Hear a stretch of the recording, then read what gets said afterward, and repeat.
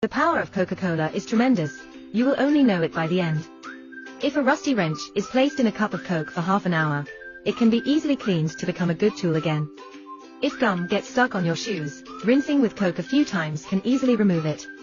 If gum gets stuck in your hair, don't worry, soak your hair in a bowl of Coke for 2 minutes and the gum can be easily removed.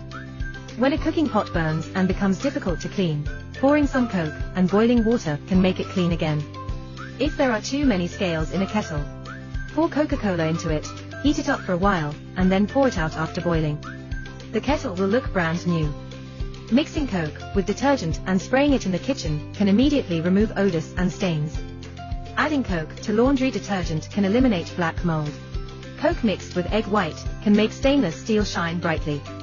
Pour in an appropriate amount of cola, a little toilet water, add an appropriate amount of detergent, pour in baking soda, pour in white vinegar, turn on the washing mode, and take a bath for the washing machine today.